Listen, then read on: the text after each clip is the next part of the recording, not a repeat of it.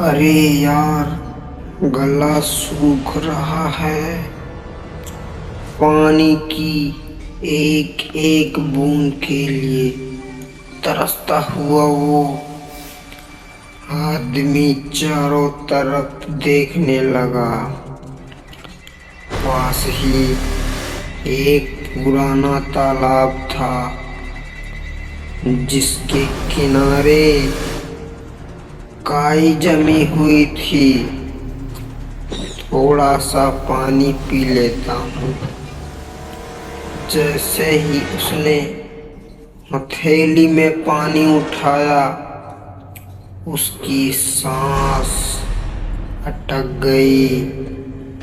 तालाब के भीतर लाशें तैर रही थी, कुछ आधी सड़ी हुई, कुछ सिर्फ हड्डियों के ढांचे। अचानक पानी के अंदर से एक सूजा हुआ हाथ बाहर निकला। छोड़ दो मुझे, प्लीज छोड़ दो। उसकी चीख रात के सन्नाटे में गूंज गई।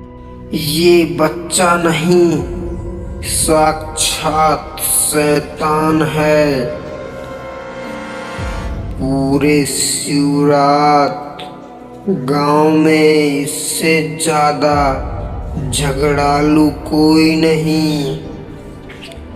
आज फिर इसने अपनी क्लासमेट को बेरहमी से पीटा। मास्टर जी, माफ कर दीजिए, आगे से ऐसा नहीं करेगा।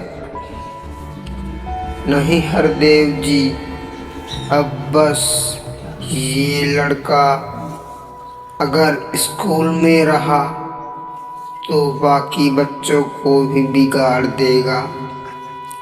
शिवरात गांव, जहां हरदेव अपनी पत्नी कमला और 2 जुड़वा बेटों के साथ रहता था, अजय और विजय। दोनों की आंखें नीचे एक अजीब काला निशान था, जैसे किसी ने अंगूठे से स्याही लगा दी हो। क्यों मारा उसे? कब तक गुंडागर्दी करेगा? कुछ सीख अपने भाई से। पढ़ाई में अव्वल, बर्ताव में सबसे अच्छा, और तू हमेशा लड़ाई। बहुत हो गया।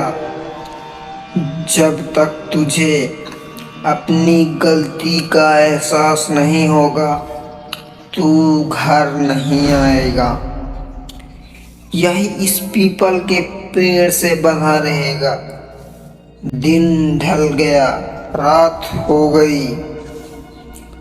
रात करीब 10 बजे।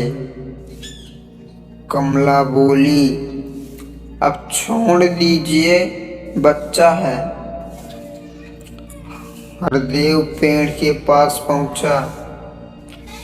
पेड़ खाली था, रस्सी लटक रही थी, लेकिन विजय गायब था। सालों बाद अजय दिल्ली में रहता था, पत्नी स्नेहा और 10 साल की बेटी आर्या के साथ। पिछले 1 महीने से आर्या अजीब हरकतें करने लगी थी।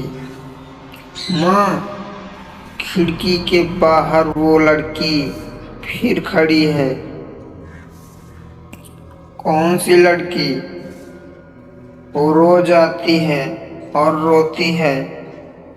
खिड़की खोली गई, वहां कोई नहीं था। माँ, लोग खिड़की से क्यों नहीं आते? ये कैसी बातें हैं बेटा? वो लड़की मुझे बुला रही है। आर्या की आंखें लाल थी, चेहरा पीला। डॉक्टर बोले स्ट्रेस है, लेकिन अजय को यकीन नहीं हुआ। रात को अजय ने आर्या के कमरे में माइक छुपाया। कुछ मत बोलना, तुम्हारे पापा सुन रहे हैं। माइक में 2 आवाजें थी। अजय भागकर कमरे में गया। किससे बात कर रही थी? आर्या फुसफुसाई, पापा विजय से बचा लो। अगले दिन अजय बेटी को लेकर शिवरात गांव के लिए निकल पड़ा। रास्ते में पापा सामने कोई है? अजय ने ब्रेक मारा। ढाबे पर चाय पीते वक्त आर्या ने एक डरावना आदमी देखा। फटी आंख, चेहरे पर जख्म, लंबी दाढ़ी। वो इशारा कर रहा था। ढाबे वाले ने कहा, ये पागल है साहब, इसका परिवार मारा गया था। गांव के पास एक लड़की मिली। आर्या, मैं पायल हूँ, मुझे बचा लो। मेरे पिता विजय ने मेरी माँ को मार दिया। मेरी आत्मा को शांति दो। अजय समझ गया, उसकी बेटी में आत्मा है। विजय लोगों को मारकर तालाब में फेंकता था। उसने मुझे भी मार डाला। मेरी छोटी बहन अभी जिंदा है। जंगल में विजय सामने आ गया। जब बाबा ने मुझे पेड़ से बांधा था, एक तांत्रिक ने मुझे काली शक्तियां दी। मैं इस गांव के कभी बाहर नहीं जा सकता। लड़ाई हुई, चाकू, खून, तालाब। अचानक एक डरावनी आत्मा प्रकट हुई। पायल की माँ। विजय की माला टूटते ही वो उसे तालाब में खींच ले गई। तालाब में एक और लाश तैरने लगी। आर्या बेहोश हो गई, आत्मा मुक्त हो गई। कुछ घंटे पहले 3 पुलिस वाले जंगल में घुसे। अचानक एक पिशाचनी प्रकट हुई। तीनों चीखते हुए भागे।